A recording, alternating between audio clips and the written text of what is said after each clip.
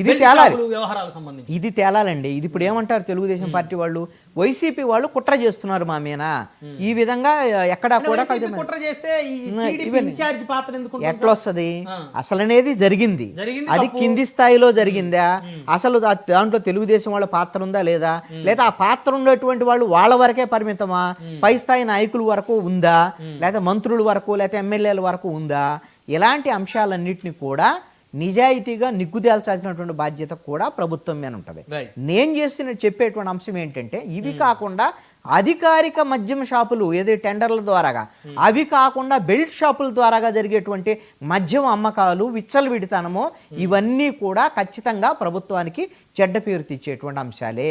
ఎంత తొందరగా మేల్కొంటే అంత మంచిది అనేటువంటిది నా సూచన. వైసీపీ నుంచి శేఖర్ రెడ్డి గారితో మాట్లాడదాం, రాష్ట్ర అధికార ప్రతినిధి. శేఖర్ రెడ్డి గారు, గుడ్ ఈవినింగ్ అండి. గుడ్ ఈవినింగ్ బ్రహ్మనాయుడు గారు, మీకు తోటి ప్యానలిస్ట్ కి 990 వీక్షకులందరికీ కూడా వెరీ గుడ్ ఈవినింగ్ సార్. కల్తీ మద్యం ఈ ఎపిసోడ్ తెర మీదకి రాగానే ఆరోపణలు వచ్చిన వెంటనే ఆరోపణలు ఎదుర్కొంటున్న టీడీపీ నాయకులు దాసరపల్లి జయచంద్రారెడ్డి, కట్టా సురేంద్ర నాయుడును తెలుగుదేశం పార్టీ సస్పెండ్ చేసి తగు విచారణ చేపట్టాలని నిర్ణయించింది. ఇట్లు పల్లా శ్రీనివాసరావు, రాష్ట్ర అధ్యక్షులు, తెలుగుదేశం పార్టీ.